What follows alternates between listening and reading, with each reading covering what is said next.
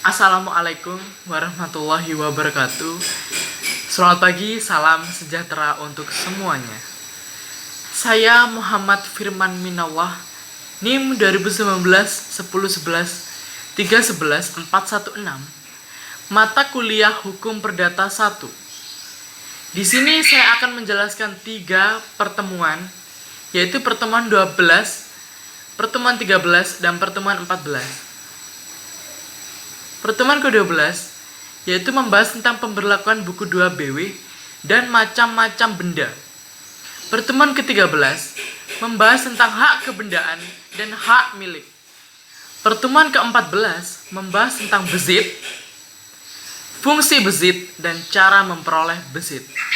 Stay tune, mari kita mulai. Oke. Yang pertama, pertemuan ke-12. Di sini membahas tentang pemberlakuan buku 2 BW, Burgerlijk Wetboek. Di sini ada 3 bagian. Yang pertama, pasal yang masih berlaku penuh, pasal yang menjadi tidak berlaku lagi, dan pasal yang masih berlaku tapi tidak penuh. Yang pertama, pasal yang masih berlaku penuh. Di sini ada 6 pasal, yaitu pasal 505, 509, sampai dengan 518 KUH Perdata membahas tentang benda bergerak. Pasal 612 dan 613 BW membahas tentang penyerahan benda bergerak.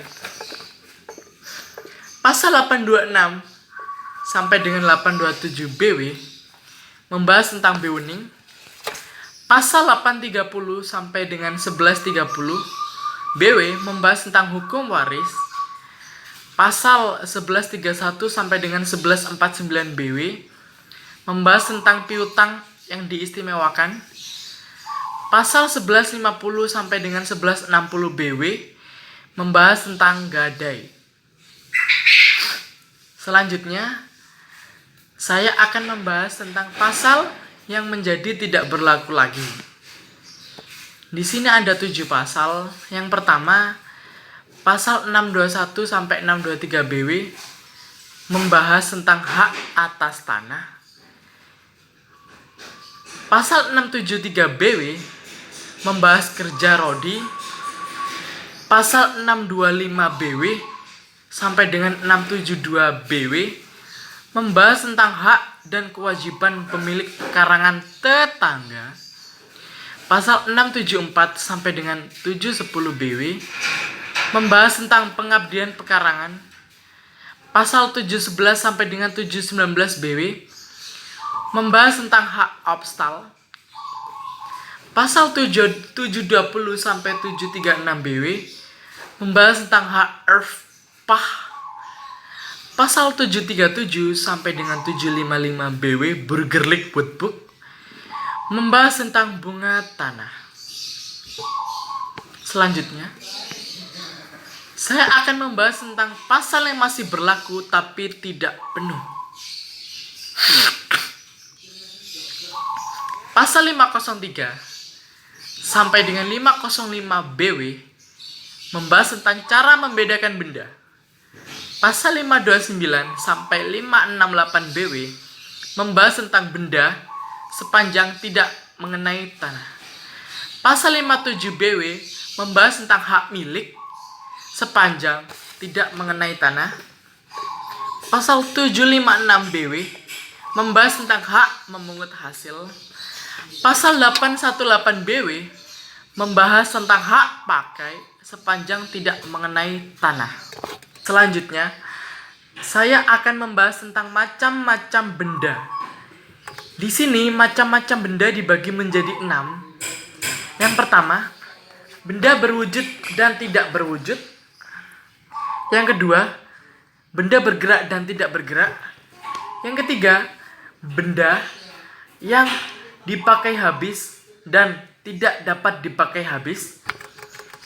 Yang keempat, benda yang sudah ada dan masih akan ada. Yang kelima, benda dalam perdagangan dan luar perdagangan. Yang keenam, benda dapat dibagi dan tidak dapat dibagi. Benda bergerak di sini dibagi menjadi dua macam. Yang pertama, benda bergerak karena sifatnya yang ada di dalam pasal 509 KUH Perdata. Dan kedua, benda bergerak karena ketentuan undang-undang yang berupa hak-hak atas benda bergerak.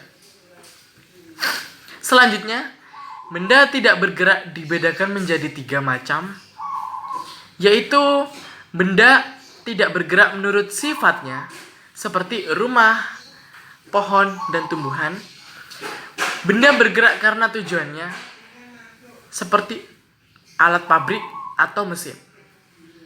Dan benda tidak bergerak menurut ketentuan undang-undang yang berupa hak-hak atas benda tidak bergerak. Semuanya itu dibagi lagi ada 4 macam, yaitu bezit, leverning atau penyerahan, forjaring atau lewat waktu atau expired atau kadaluarsa, be-warning atau pembebanan. Saya di sini akan menjelaskan tentang pertemuan ke-13. Pertemuan ke-13 sini yaitu membahas tentang hak kebendaan. Pengertian dari hak kebendaan itu sendiri yaitu hak mutlak atas suatu benda di mana hal itu langsung memberikan kekuasaan terhadap suatu benda dan dapat dipertahankan terhadap siapapun. Hak kebendaan dalam perdata ada 2 macam, yaitu hak kepribadian. Hak terletak pada hak keluarganya. Hak mutlak atas suatu benda. Dan semuanya itu adalah hak absolut dan hak relatif. Hak absolut yaitu hak kepribadian sendiri tadi. Hak relatif yaitu hak terletak pada hak keluarganya. Dan hak mutlak atas suatu benda. Perbedaan hak kebendaan dan hak perorangan yaitu ada 6 macam. Yang pertama, hak kebendaan adalah hak mutlak. Yang kedua, hak kebendaan mempunyai zak, gevolg atau hak yang mengikuti. Yang ketiga, hak kebendaan terdapat istem, mana yang lebih dulu terjadi tingkatannya. Keempat, hak kebendaan adalah yang didahulukan. Yang kelima, mengenai kemungkinan untuk mengadakan gugatan juga dapat berlainan. Yang keenam, apabila pemilik hak kebendaan akan memindahkan haknya, maka dapat dilakukan sepenuhnya. Selanjutnya, hak kebendaan. Hak kebendaan pada buku 2 Perdata dibagi menjadi 2, yaitu hak kebendaan bersifat memberi kenikmatan, dan kedua, hak kebendaan bersifat memberi jaminan. Hak kebendaan bersifat memberi jaminan dibagi menjadi 2 macam. Yang pertama, terdapat 2 macam jaminan, yaitu jaminan umum dan jaminan khusus. Jaminan khusus ada 2 macam. Yang pertama, jaminan kebendaan, yaitu meliputi benda bergerak dan tidak bergerak.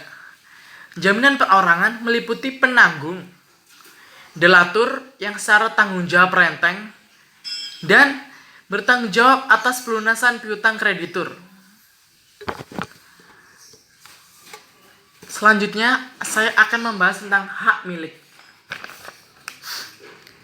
Hak milik di sini pengertiannya adalah hak untuk menikmati suatu benda dengan sebebas-bebasnya asal tidak dipergunakan bertentangan dengan undang-undang yang berlaku. Ciri-ciri hak milik yaitu ada 3. Hak induk terhadap hak kebendaan yang lain. Hak yang selengkap-lengkapnya memiliki sifat tetap. Dan yang ketiga, mengandung benih dari semua hak kebendaan. Pembatasan penggunaan hak milik di sini ada 5 macam. Tidak boleh bertentangan dengan undang-undang dan peraturan umum yang ada dalam pasal 570 KUH Perdata. Tidak menimbulkan gangguan yang ada dalam pasal 510 KUH Perdata. Dan kemungkinan pencabutan hak milik untuk kepentingan umum, pembatasan oleh hak tetangga, dan tidak boleh menyalahgunakan hak atau zakbeschadiging, yaitu hinder. Hinder sendiri adalah gugatan penggugat dalam pasal 1365 BW. Hinder sendiri dibagi menjadi dua macam, yaitu cara penyerahan hak milik dan cara memperoleh hak milik. Cara memperoleh hak milik ini ada 3. Pendakwaan, ikutan atau perekatan, dan lampaunya waktu atau expired atau kadaluarsa. Kadaluarsa di sini ada 2 macam, yaitu pewarisan dan penyerahan. Selanjutnya, dalam pasal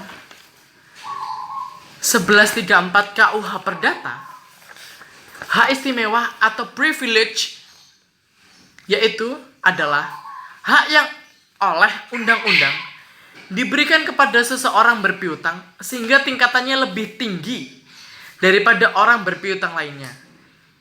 Privilege sendiri dibagi menjadi 2 macam, yaitu privilege umum dan privilege khusus atau hak retensi.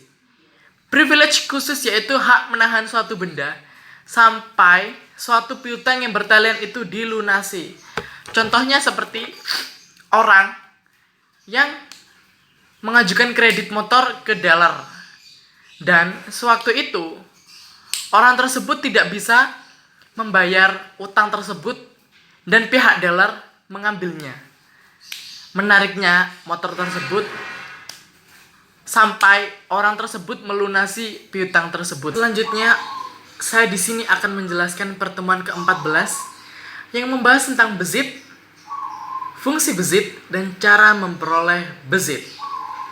Bezit sendiri menurut pasal 529 KUH Perdata adalah keadaan memegang atau menikmati suatu benda di mana seseorang menguasainya baik sendiri maupun dengan perantara orang lain seolah-olah itu kepunyaan dirinya.